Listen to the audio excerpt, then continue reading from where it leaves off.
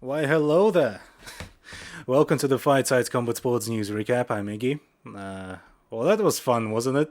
UFC 261 took place last weekend, and the event was eventful enough, I guess, to produce a whole slew of post-fight buzz that naturally led to some pretty fucking atrocious takes. So, let's begin. UFC. Let's begin with a recap of UFC 261. A truly monkey night of fights. A whole bunch of dumb brawls in the prelims, and Shevchenko versus Andrade went the way everyone expected it to go.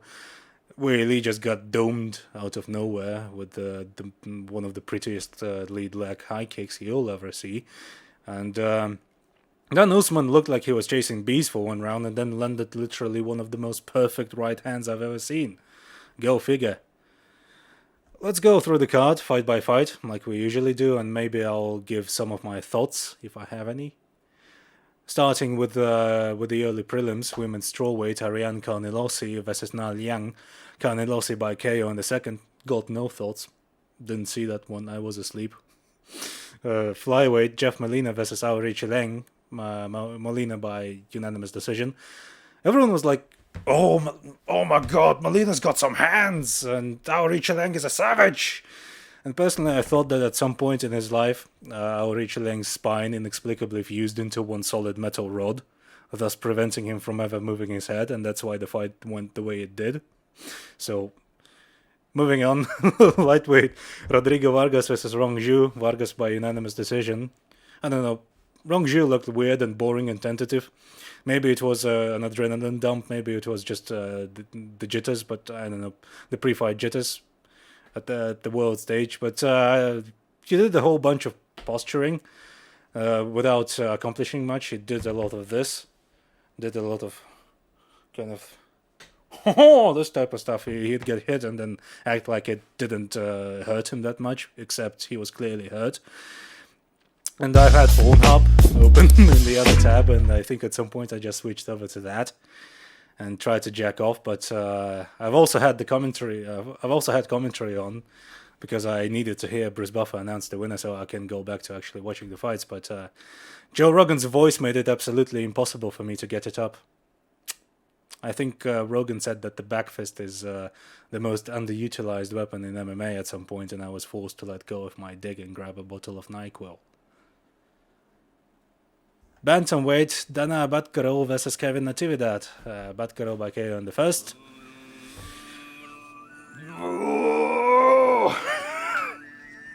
Hang on, I'm gonna try this. Just give me a moment.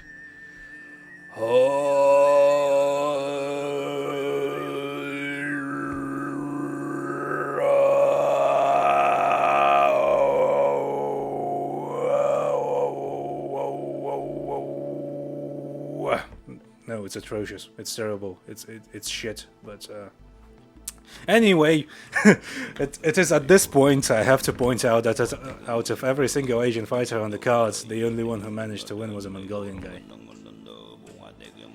I'm choosing to blame this on the Beijing Performance Institute because everyone who was from China on the prelims fought the same dumb shitty way, even now Richeleng, who's supposedly from Inner Mongolia.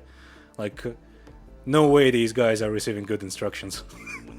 But regardless, also it was a rare name fuck up from John Anik. It's not Batgeri, it's Batgero. Well, if you're Buret Mongolian, you would say Batgero. If you are Khalkha Mongolian, which Batgero is, you would pronounce it as Batgeril. But anyway, Batgirl looked fun for all of 50 seconds. It took him to find that back foot drop shift left hook. Like, just real pretty stuff. He was moving backwards. In the middle of shifting stances, he just nailed Natividad with this picture-perfect left hook. The old feigned retreat, just as old man Chinggis taught us. A bizarre moment was when the translator started conveying what Batgirl was saying in his post-fight interview in Mongolian, and the crowd started booing all of a sudden. And I couldn't figure out, either it was because she's a woman, Asian or an Asian woman, I do not know. Maybe they thought she was a Chinese communist Asian, agent. Either way, it was strange, but I guess that's Florida for you. Featherweight, Patrick Sabatini versus Tristan Connolly. Sabatini by unanimous decision. Didn't see that one. Put the fight on mute. Finally managed to not. Middleweight, Brendan Allen versus Carl Robertson. Allen via ankle lock in the first. My man Robertson really went out there and ankle locked himself. Just shocking stuff. Welterweight, Dwight Grant versus Stefan Sekulic. Grant by a split decision. I don't know. Grant once again looked boring and tentative as oh fuck. I switched back to porn and busted a quick one in the meantime. Welterweight, Randy Brown versus Alex Oliveira. Brown via rear naked choke, round 1. Filthy cowboy Oliveira finding new and innovative ways to get choked out. This time Brown managed to sub him with only one arm. Fun story, I've dated a girl who was into choking, and one time she saw me watching MMA, and there was this fight where a guy was being choked out, and she was like, oh, that's hot, do that to me. I tried explaining the difference between blood chokes and, sexual choking, and she got extremely angry because she thought I was kink-shaming her. Anyway, moving on. Light heavyweight, Anthony Smith versus Jimmy Crute. Imagine getting jabbed by Anthony Smith. Imagine getting taken down by Jimmy Crute, who's only got one leg. Imagine the fight getting stopped because you got so pumped, pretending to be fine, you forgot you're not actually fine and stumble in front of the dock. And then you go like, arrgh, and then punch the fence and then fall over because your leg's dead. Jimmy Crute, more like Jiminy Crickets. Anyway, Smith won via TKO, doctor stoppage. That was a weird one, to be honest. A bizarre fight with a strange outcome. Truly one of those things where you're like, huh. But Crute's leg troubles were really a glimpse at the shape of things to come.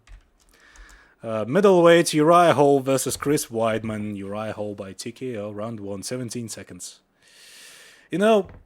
One of our friends predicted that the first thing that Hall throws might just about kill Weidman, and in fact, it was the first thing Chris threw that killed him. But yeah, Chris Weidman snaps his shin in half the same way Silva snapped his leg against him 8 years ago against an opponent who was largely hailed as Silva's successor at the time, right after said successor old yellowed Silva. I don't know if this isn't the proof. If this isn't proof that we live in a simulation, I don't know what else to tell you. And the simulation broke, people. Time is a flat circle. It all returns to nothing. It all comes tumbling down, tumbling down, tumbling down. Copyright Neon Genesis Evangelion. Picture of giant naked Ray here.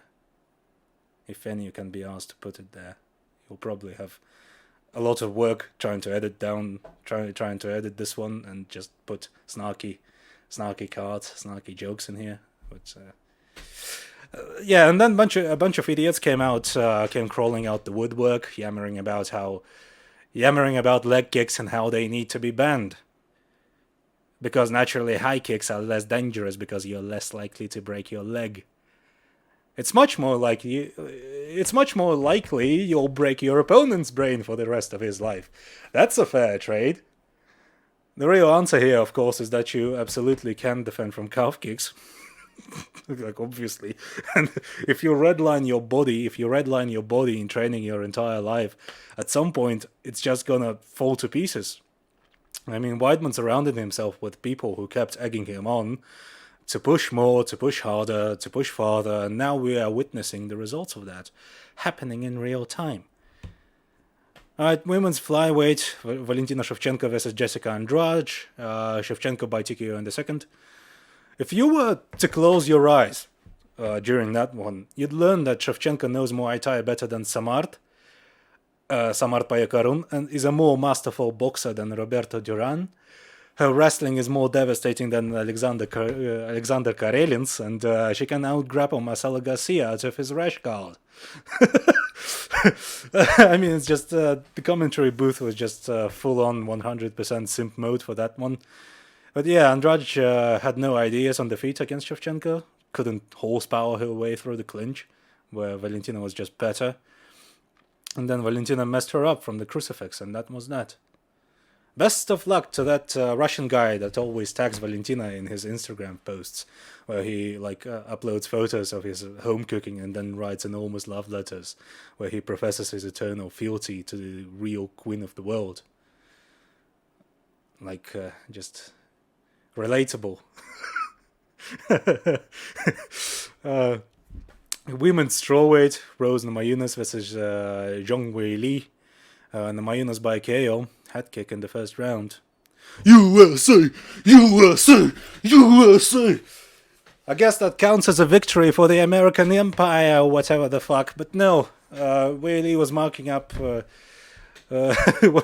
was marking Namajunas' lead leg, and then Rose used her bounce to set up a lead leg head kick, to which Wei Li reacted by going, "This is for sure a leg kick," and so she retracted her lead leg, rocked her hip back, and then her hands were nowhere near her face, and so she just got caught flush, and just fighting. Shit happens.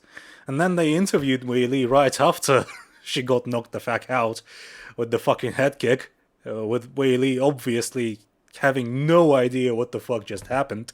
And then the translator was pissing his pants because Wei Li was saying something akin to, "I clearly felt the tap," and didn't want to embarrass the champion even further. Just awful. Absolutely bizarre. And finally, our welterweight main event, Kamaru Usman versus Jorge Masvidal. Usman via knockout round 2. What can I say? Usman is a scary, scary human being. A terrifying, jacked super soldier with hydraulic servo motors instead of muscles. To quote Chris Madaffa of The Sound of Violence pod, "I expected to get on my phone and then see Kamaru Usman, unanimous decision. Kamaru Usman dominated Masvidal for the second time in a convincing fashion. Not Kamaru Usman blasts Masvidal's brain out, splattering the inside of his skull all over the cage and dispersing his neurons into the fucking ionosphere." Pretty sure that explosion of sweat and moisture you saw when Usman landed on Masvidal contained as much of Jorge's brain cells as it did water molecules. I saw people saying that Masvidal looked like shit and nothing that worked from the first fight. He didn't do any of that. He did nothing that worked from the first fight, but I don't know. Maybe. It looked more like, to me, like he was overreactive to level changes and kind of tricked himself into trying to find big moments. Hence the bizarre flying knee attempts that got him either taken down or almost decked off his feet. But regardless, Usman looked kind of the same as he did in the Burns fight. A bit wild at times. Same funny, exaggerated reactions to getting hit, but more assured of his hitting power, if that makes any sense. Like it looked like he was more convinced in the fact that he would be able to finish Masvidal, or just in the fact that he has massive knockout power. I mean, regardless, Usman kind of. There were spots in the first round where Usman kind of lost the plot and started whiffing big and with these huge clotheslines that got him stumbling all over the place. But nonetheless, he managed to regain his composure and get back to his jab and straight blows. And in fact, he even lanced Jorge with a ramrod straight right hand at some point, kind of giving us an idea of what he was going to do next, which he then did, with all inspiring results. I mean, I'm still kind of high off that right hand. Like, it was just such a pretty shot. Usman showed Jorge the jab hook and then used that hooking motion to hand trap Masvidal's own right hand, and then used that wrestler's grip to just pull on Masvidal's hand as hard as he could. And so doing that, he put him directly in the path of the shot, making it that much harder. And it was very hard in the first place because he threw his entire body into that shot, and he had outrageous weight transfer. To the point where when it landed, Usman shoulder checked Masvidal, and Masvidal, he shoulder checked Masvidal's limp body as it was falling to the ground, and Masvidal immediately went completely limp right as the punch connected. Just amazing, horrifying, awesome.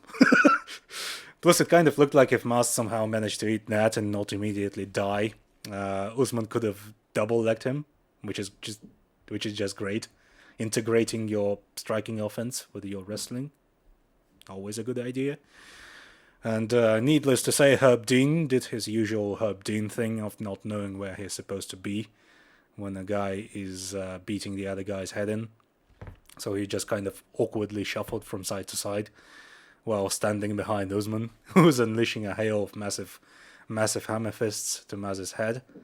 And only after Maz was like completely fucking 100% no argument there, ultra mega fucking super dead, Herb Dean went like, oh fuck, and dragged Usman off Masvidal. Just Herb Dean, retire, bitch. There was also one funny moment where DC went to confront Jake Paul over some kind of dumb thing he said or something. Everyone started chanting, fuck him up, and honestly, for once I agreed with the crowd. I really wanted to see DC launch Jake Paul into the fucking sun. I really did. Yeah. People are saying this is like... are you gonna let me finish this one? No? No? Do you think that was a good card? UFC 261? Did you like it? Yeah, people are saying this is like the best card ever, but I don't know. It was mostly a fun card. I agree. I've had lots of fun watching that one. Like, it was mostly a fun card with lots of crazy shit happening and huge knockouts. And I think people just have this post-fight buzz, where if a card was good, everyone thinks it's immediately one of the greatest ones ever. All right, where was I? Yeah, people are saying this is the best card ever, but it's really, as I said, it was mostly a monkey night of fights. So like every time something big happened, everyone went like, and so this is just kind of the reaction everyone had to that fight, and so everyone's kind of high off that one, the post-fight buzz, post-knockout buzz. So every time lots of finishes happen, this is the reaction you get. So I mean, I guess it's preferable to the card having tons of boring fights that go to a decision. So I'll take it. But the oft-cited reason I'm seeing why the card was good is that it had fans in attendance. I guess COVID no longer exists somehow. Dana White eradicated it, wiped it off the face of the planet with his HGH engorged arms. So, I don't know. Personally, I hate having a shit ton. Hate having a shit ton of drunk whooping idiots yelping and booing at every possible opportunity. Plus, Dana White really does put a ton of effort in trying to appeal to that crowd. You know, that one. You know, the ones who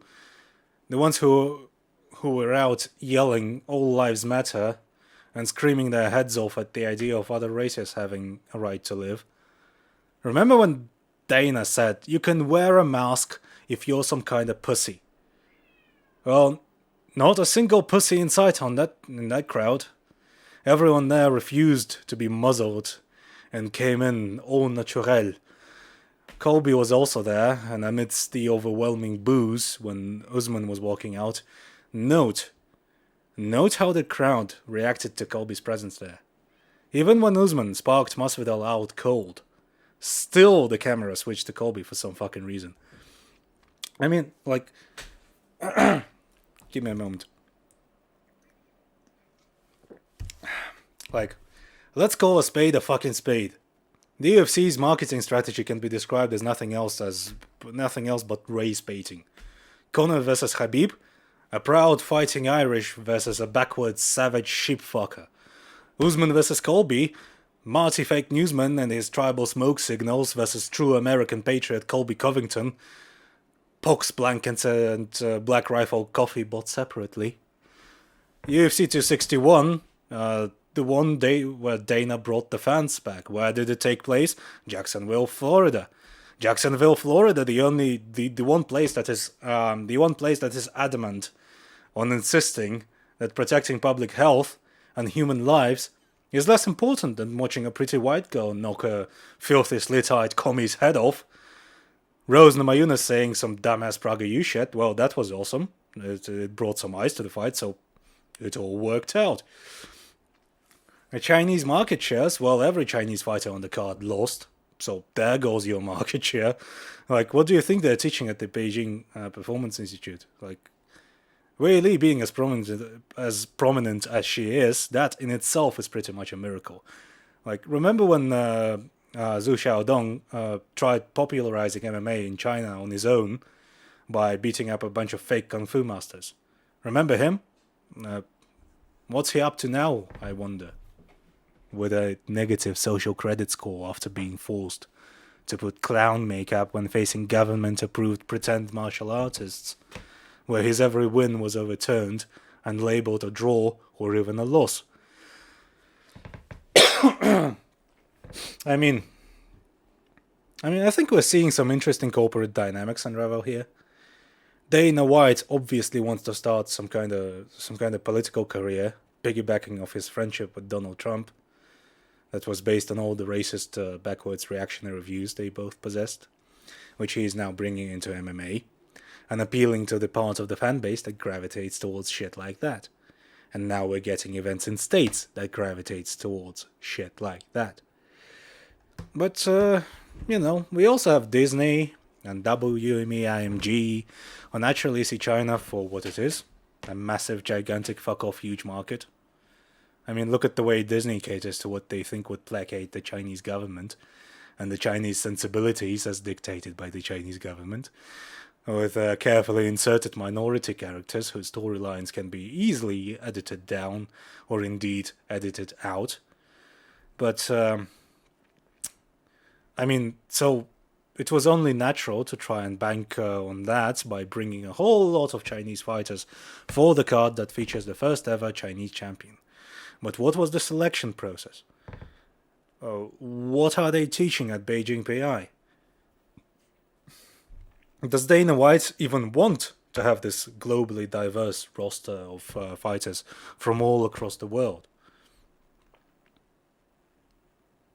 I mean, the UFC is an American fight promotion to its very core, so I don't think you can ever try and deny that, because so we're getting this internal conflict within the UFC between Dana White's political ambitions and MAGA sensibilities and WME IMG and the UFC by extension on the cusp of going global. But going global means dealing with things that aren't American, things that don't appeal to the demographic Dana White wants the UFC to appeal to. Needless to say, the next couple of years are sure going to be interesting. And let's leave it at that. To quote the Joe Rogan Experience, episode 1488, featuring Papa John, I'm just asking questions. News of the week. John Jones parts with his manager, Malki Kawa, after working together for 11 years. First Round Management, founded and led by CEO Malki Kawa, made the announcement on Twitter this Monday evening. After an 11-year journey as John Jones's management team, First Round Management and Bones have amicably decided to part ways. We are proud of him and the work we've done. We wish him the very best going forward. I mean, I think it should be pretty obvious that Bones is pissed at having failed to secure a hefty bag for the Francis Ngannou fight. Basically, his whole thing was pay me lots of money to take this L. And now that first round management didn't get him that fight, he decided to ditch him. So right now it seems like the next Ngannou fight will be a title defense in a rematch against Derek Lewis. And as Bloody Elbow pointed out, Lewis is also an FRM client. Funny how that works out, huh? And next, Triller Fight Promotions took a page out of Dana White's book and started on a crusade to eradicate all streamers ever. Those who ever existed and are ever going to exist on the whole planet. All the streamers, all the pirates, all of them. The final solution to the streamer question. So despite the first pay-per-view, despite the fact that the first pay-per-view that was Jake Paul versus Ben Askren allegedly accrued as much as 1.5 million pay-per-view buys, Triller still feels like they've been duped out of millions of dollars in revenue due to piracy. So this is what their statement was thus: "It is shocking to think a theft so grand can be done so blatantly and brazenly and still with no remorse," the spokesperson said. "There is zero difference between what they did and walking into a market, stealing tons of product and selling it at a discount in the parking lot. It's neither civilly nor criminally any different, and we are prosecuting to the fullest extent of the law. There were far over 2 million illegal streams." I don't know what kind of accent I'm doing, but fuck it. "Akin to hundreds of millions of dollars, sites mostly using Google's YouTube, such as filmdaily.com, accesstvpro.co, EN Online to Livestream.us, crackstreamslive.com, sports-today.club.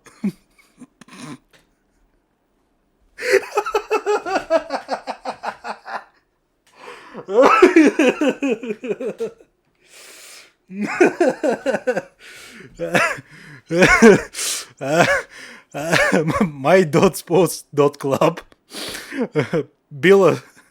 BILA sport.com, Trendy Clips, Mike, Your Extra, explicit gaming, Eclipsed Gaming, It's Lil Brandon, and others are causing significant damage not just to Fight Club, but content creators overall. People put a lot of hard work, time and money into creating a product for the consumer, and having it stolen and resold is terribly damaging.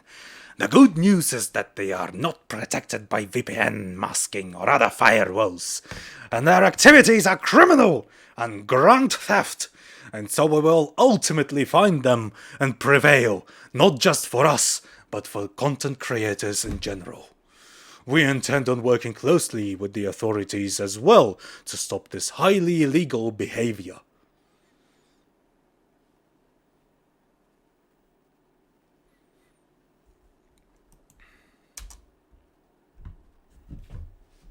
I guess. Best of luck. I say this all the time, and I'll say this again. Pay-per-views suck as a format. Because a lot of the time, most pay-per-views, especially boxing pay-per-views, are kind of shit anyway. Like, there's one good fight, and it's kind of a drizzle of shit trickling downwards from there.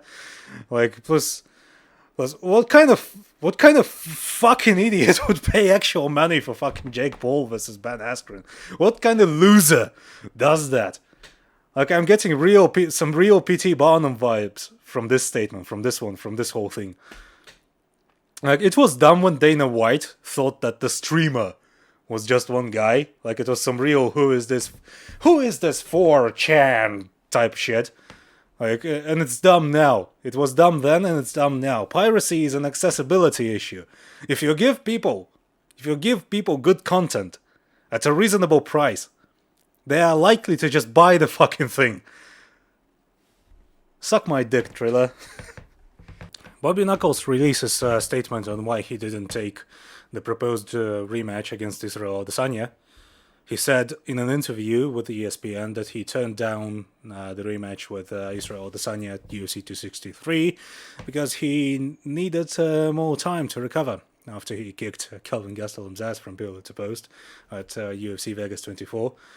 And the UFC wanted to book the fight for June 12th, but Bobson said it would have been impossible for him to accept the fight on such short notice. And so Marvin Vettori will go on to challenge Adesanya for the belt instead. And Whittaker has no problem with that. Here's what he had to say on the matter. More or less, I was offered to fight about an hour after my fight with Gastelum. There was just no way, physically, I could do that. Not only do I have injuries from that last fight to deal with, I have to fly home to Australia and then spend 2 weeks in mandatory isolation. I have to see how my body was feeling, and then I'd have to prepare, all by June. It was impossible. I can see what Izzy's trying to do. He's trying to get me to accept the fight injured, on short notice, with all odds against me, but there was just no way I could get there physically. I do want that fight, and my next fight will be for the title. It has to be. He was just really adamant about fighting on that date, and I can't do it. I'm happy to fight the winner after. So, if the UFC hasn't gone completely fucking bonkers, Bobby is likely to fight the winner of Izzy Vettori this autumn. Rob went on to voice his feelings on the matter. I don't care who wins, whatever. I hope they beat the hell out of each other, to be honest. I mean, same, Rob. Same. Chris Weidman health update. Immediately after Weidman snapped his fucking shin in half, they drove him to the hospital for an emergency surgery, and then a few hours after, he released a video on his Instagram describing his current situation. I think it's gonna be 8 weeks until I can walk without crutches and stuff, and drive and all that. And then as far as training, I don't know yet. They said between 6 and 12 months. And then I'll be good to go. I'm trying to find the blessing in disguise, the silver lining in this. Honestly, as soon as it happened and I hit the floor and seen what happened to my leg and the pain started hitting me, I was just trying to put my mind on something positive that's gonna come out of this. I'm hopeful that something will come out of this. But man, this is not fun. I can't believe it happened. Surgery was successful. They put a titanium rod through the tibia, they go through the knee, and they put the rod in. They drill it through the tibia and make it straight and hard. My fibula was broken as well, but I guess when they put the tibia back together and my leg was straight, the fibula kind of matched back up where it was broken, and they feel like it could heal on its own as long as I'm not putting any weight on it and stuff. Honestly, it sounds ghastly, maybe even ghastlier than the break itself. But as long as Weidman keeps the leg and moves on with his life, then it's alright. This is MMA, folks. Heartwarming stories all round. All year round. Just not a break in sight. Dana White. You know what?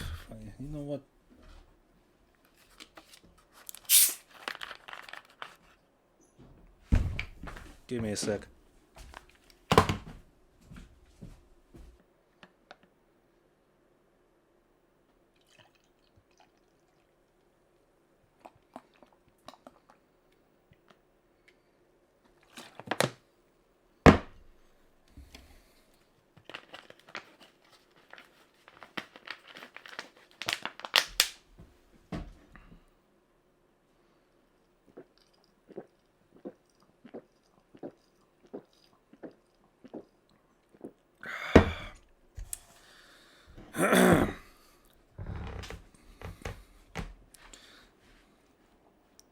Dana White says Nick Diaz may return to fight Khamzat Chimaev. I mean, they showed Nick once in the crowd, looking like he's aged 50 years in the span of like 10, with a beer in his hand. I don't know. I just worry about that dude. It seems like his drink problem is out of control. The irony is not lost on me. That's what they do with Nick these days. They just promise him free booze and then just drag his ass to events. I don't think he can even tell his right hand from his left hand whenever he hits the bag. That is, if he even does that. Whatever, this is bullshit. Dumb fight. They shouldn't make it, and it won't happen anyway. Because this is Nick Diaz we're talking about. At least I hope it doesn't. Conor McGregor.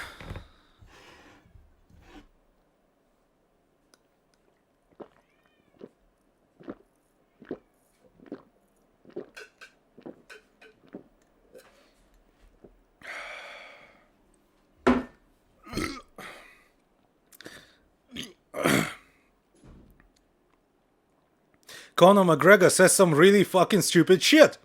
Wow. Breaking news. Newsflash. Fucking lightning. Striking 70 times in one place. Wow. Wow. Conor McGregor said some dumb shit. What? Conor tweeted out a fucking John Jones-ass tweet where he said that Usman is copying his strikes and that's why he gotta beat Usman up. The clip was from the second Poirier fight, by the way, the one where he got knocked the entire fucking hell out. Remember when Dustin Poirier knocked Conor McGregor out? I sure as fuck do. I mean, Conor invented straight punches, I guess. You know, I like how you can tell when Conor is absolutely...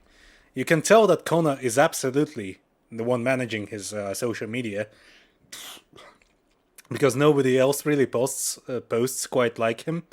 Like, he's got this manic coke fiend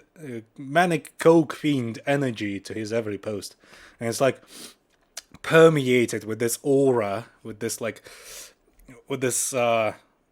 don't know, it feels like something a typical Guy Ritchie type character would say. Like, the character who always says like things like, I'm gonna twat ya, you cunt. You know, at every second, and it's supposed to be really, really funny that he swears, that he's British and swears, and in this case Irish and says cunt a lot, or like, I don't know, like cunt. I don't know. I'm sick of talking about McGregor. Let's never talk about McGregor ever again, unless the Usman fight somehow happens. Like, I'm gonna talk about McGregor if the Usman fight happens, and McGregor gets thrown so hard he becomes embedded inside the Earth's core. Then I would talk about Conor McGregor, willingly. Oh, and we are still covering the aftermath of UFC 261. Christ. Jorge Masvidal entered the arena wearing a shirt saying, "Free Alexis Villa," and said, "Alexis, I love ya," to the camera. If you're wondering what that means, Alexis Villa is a former Cuban freestyle wrestler and MMA fighter who's also a convicted felon, who's currently serving a 15-year-long sentence for second-degree murder. I mean, if life was fair, Pat Barry would be serving a 15-year-long sentence for seducing a 16-year-old. Fucking... I'm such an asshole, you know. I mean, in the fight, after the fight where Rose won against Zhang, they showed Pat Barry and Rose embracing, and Pat Barry was yelling some kind of like affirmations and all that stuff, and like the commentary was like either it was the commentary or the tweet from ESPN after that, like saying, "No, these two went through so much together." And my immediate reaction was like, "Yeah, they went through so much together, including up to and including Rose's puberty." Oh, all right. Uh, onto the onto the news at hand. So, like, Alexis Villa is a convicted felon serving a sentence in jail, and so according to Bloody Elbow, the actual story goes like this: Villa, sometimes referred to as Villa Perdomo, was born in Cuba in 1971. In the early 90s, he represented Cuba in freestyle wrestling competitions. In 1993 and 1994, he took gold medals in the 48 kilogram category at the World Championships. In 1995, he won at the Pan American Games, also at 48 kilograms. In 1996, Villa appeared at the Summer Olympics in Atlanta. Shortly after winning a bronze medal, Villa defected to the United States. The following year, he was hired by the Michigan State University to be a wrestling coach. There, he worked with future UFC stars Rashad Evans and Gray Maynard. In 2004, Villa crashed his car into the Fort Lauderdale Hollywood International Airport. No one was hurt, but Villa was initially suspected of attempted terrorism. He was officially charged with airport violence and sentenced to 3 years in prison. Years later, Villa's manager claimed that the airport incident was a suicide attempt. When speaking to MMA Fighting in 2014, Villa said he was diagnosed with depression around the time of the incident and was drinking heavily. This is becoming a sort of it's a kind of a theme here. I don't know why. After he was released from prison, Villa began a pro MMA career, and he fought until 2016. His last pro fight was a win over Jorge Calvo at Titan FC 40 in August 2016. While training in MMA, Villa associated with Ariel Gandula, another Cuban defector and regional MMA fighter, and Roberto Isaac, a boxing coach and promoter. Villa also trained with Masvidal. After retiring from pro MMA, Villa worked at a Presidente supermarket location in Miami. He was given that job by Manuel Marin, who owned the location. Marin, a former wrestling coach in Puerto Rico, helped Villa defect from Cuba back in 1996. Marin, a fan of the Florida fight scene, also hired Villa to teach his son how to wrestle. Marin is accused of also hiring Villa, Gandula, and Isaac to kill Camilo Salazar, who he suspected was having an affair with his wife. In June 2011, Camilo Salazar was driven into a remote stretch of the Florida Everglades with his hands tied behind his back with a belt. After his kidnapper reached for his desired location, Salazar was led from the car and forced to kneel. Salazar was then brutally beaten, likely with a golf club, causing his skull and jaw to fracture. Then his throat was slit, not enough to kill him, as evidenced by the blood found in his lungs. After Salazar rolled onto his back, he was doused in gasoline. He was set on fire, with the first sparks of flame being set around his genitals. It is not known if Salazar was alive or dead when he was burned. In December 2019, Isaac was given a life sentence for the actual killing of Salazar. Villa was convicted of conspiracy to commit second-degree murder for his role in recruiting Isaac and for acting as a go-between for Isaac and Marin as the actual murder unfolded. Gandula, who fled to Canada shortly after the crime, testified against Villa and Isaac and received a 36-month sentence for participating in the kidnapping. Marin, who fled to Spain after the crime and was captured there when he tried to renew his passport, is currently on trial for his alleged role as mastermind in this suspected murder for hire plot. So basically, if I got this right, a wife's guy, or A guy's wife. A guy's wife cheats on him. He figures, I should fucking kill that asshole who cucked me. Hires Villa to off him in his stead. Villa then drags a bunch of other people into the whole thing, and then together they recreate a scene from Scarface. Which is probably why Masvidal thinks this whole thing is badass and Villa is innocent. Nice! If you can't tell, I'm a big MMA fan and I like this sport a lot. This is such a good sport, you know? Lots of interesting, inspiring people.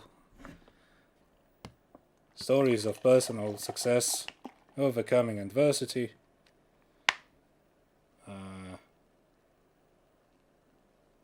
People achieving impossible dreams and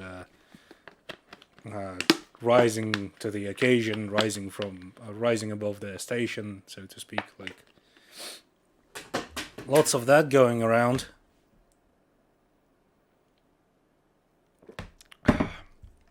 So I saw people say that Masvidal is just being loyal to his best buddy, and it's cool that he's so loyal and devoted. Like, it's a gangster thing. You wouldn't understand. Mostly said by people who aren't gangsters and have never experienced anything remotely close to any type of meaningful interaction with gangsters. I also saw some guy say, well, if it's your best bud, when it turns out he killed someone, will you just leave him out to dry? And like, yeah, yeah, I will. He fucking killed a guy. Christ. Colby Covington claims Kamaru Usman needed PEDs to win the Masvidal rematch and calls him Kamaru Juiceman, which is honestly kind of a cool nickname. So Colby can't even insult Usman, right? So whatever. Colby Covington has accused Kamaru Usman of using performance-enhancing drugs, claiming that Usman used EPO in his welterweight title defense against Masvidal. Here's what Covington had to say in his appearance for the submission radio. No way I'm impressed by that. Did you guys not see how gassed he was at the end of the first round? I mean, Marty Juiceman, he's the CEO of EPO. So I didn't see anything special. If anything, he needs to find a new chemist, a new scientist to get him some new formulated drugs because he looked like shit. He was gassed in the end of that first round. He was done. If he's fighting me in there, he doesn't last 3 rounds fighting like that.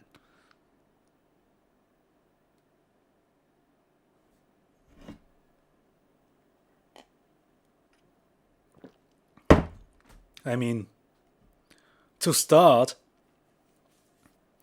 the whole EPO's whole thing is that it gives you way more stamina. Like that's first of all. So, and that's why TJ was using it. And we already saw Usman fight 5 rounds against you, Colby, fighting that exact same way. And he won. I mean, really, what has Colby got going for him at this stage? He doesn't fight. He doesn't say anything interesting. His entire gimmick is basically gone. And we already saw how far his style can bring him against Usman. And by that I mean getting knocked the fuck out by Usman. And so the only reason Colby is still here is because Dana White is a racist piece of shit. And he'd like to have another racist piece of shit get rid of the guy who openly represents what America can do when it represents... he's trying to get rid of the guy who openly represents what America can do when it embraces its legacy as a haven for immigrants. Like, it may not be true in practice, but ideas are powerful. And the idea that you can come to America, remain true to yourself and to your roots, to your cultural roots, to your origins, and to your country of origin, but also become a part of something bigger, larger, stronger, and representing, like, these ideals that I mean, everyone can agree that these are good ideals, freedom of speech, freedom of expression, democracy, the rule of the people, all that stuff. In practice, it's not really like that, but also at least you have something to cling to. And so this idea is probably the most powerful of them all. And so you got Colby, Colby sputtering his way through this, through his interview, because through this interview post after the card wrapped up, they interviewed him after Usman left the arena, and so he kept sputtering his way through that interview because all his lines about Usman being a grindy bore were now gone. That was the highlight of my day that weekend. Fuck, I can't call him a crotch sniffer. I can't call him a crotch sniffer this time, even though that's my entire style.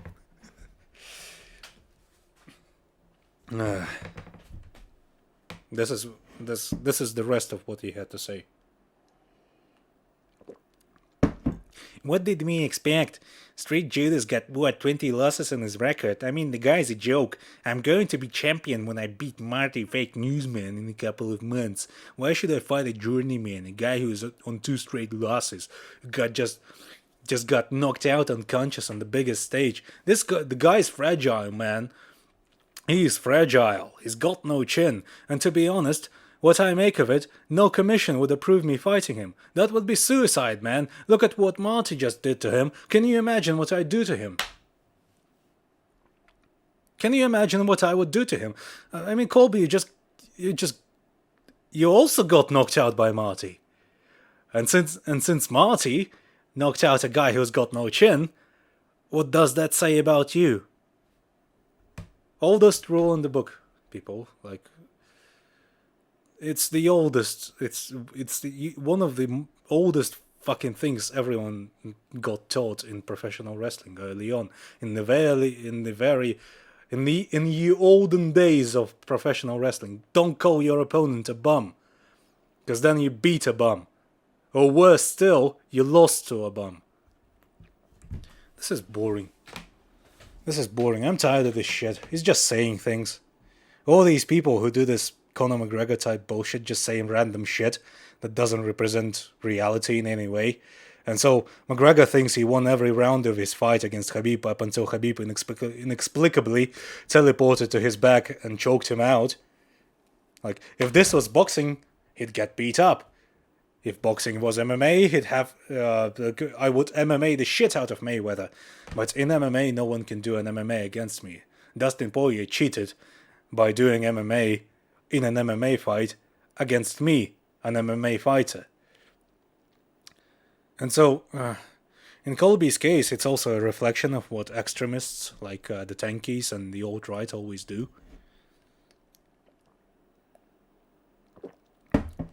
So they just lie and reject reality over and over again. And it's the type of rhetoric that dominated everyday discourse for the last 4 years. I mean, it's fun to laugh at. It's fun to see them expose themselves as idiots over and over again. But the trouble is, there's plenty of idiots who believe this crap. And Dana knows this too. He's actively encouraging the community to get like this. And I have zero doubt the crowd for UFC 261 was pretty much a bunch of former MAGA chuds from top to bottom, especially if you take what's Dana been saying for the entire duration of the pandemic into account. Whatever. Give Colby his rematch so he can lose all his teeth on top of getting his jaw shattered for the second time. And let's get it out of the way and forget about it. Alright, next one.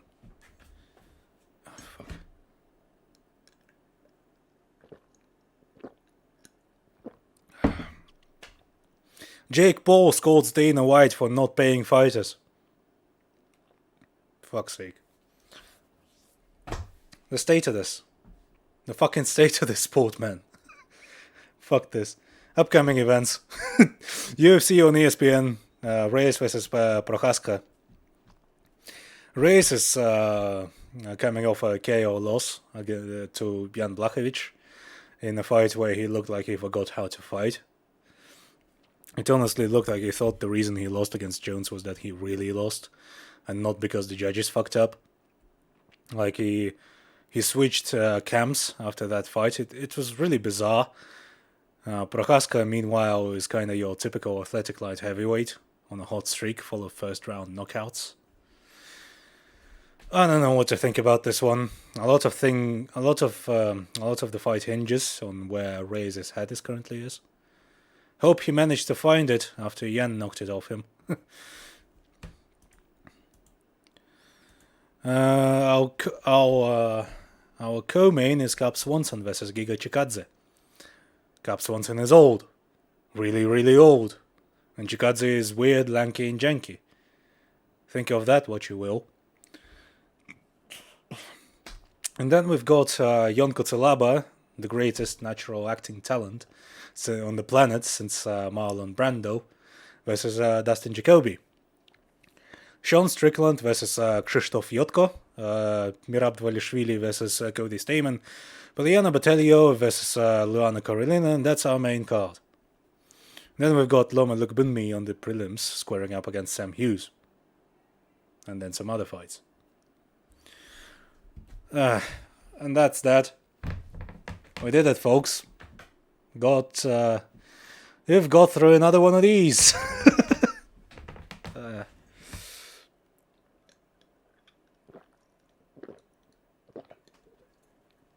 I deserve this.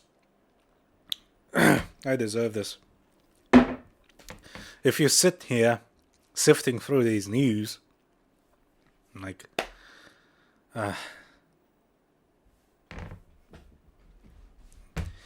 basically what I'm saying is that my alcoholism is justified. It's entirely justified. Alright, check out the fight site for analytical content and our written works. Check out our Patreon for exclusive custom content like resume evaluations, more fight breakdowns, alternate commentary tracks, and more. Almost all of our existing work becomes available at the $3 tier, while $5 give you access to our Discord server, where you can hang out and converse with our staff, including me, and other like-minded fight fans who appreciate the technical side of the sport in all its intricacies. We've hit our stretch goal of 200 patrons, and we've released our second article from our series on top 5 greatest MMA fights, and the commentary for the fights is on the way. And the first one was Justin Gaethje versus Eddie Alvarez, so go read that article. It's by Dan Albert. It's great. Plus, Dan and Fenio recorded an alternate commentary track for that fight.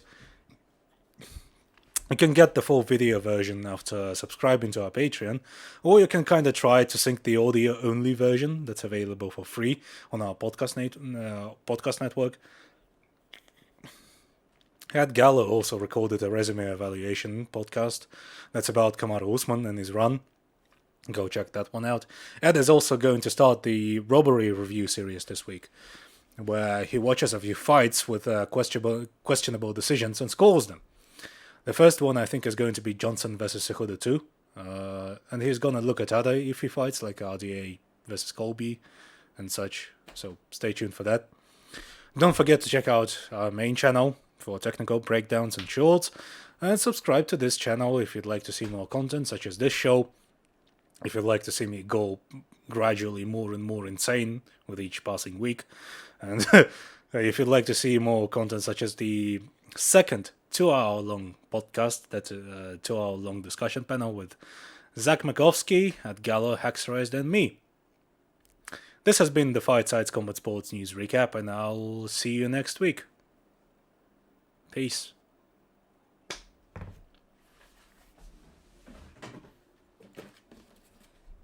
Oh, man.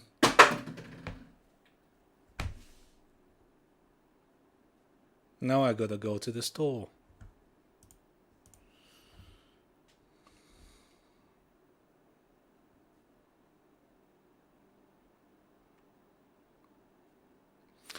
Getting drunk at 2:30 a.m., 2:30 p.m. is the best, you know. Also, I could never figure out the difference between a.m. and p.m. up until now, and I still fucked it up. Still fucked it up. All because of this. Because of this thing. So, stay healthy, kids.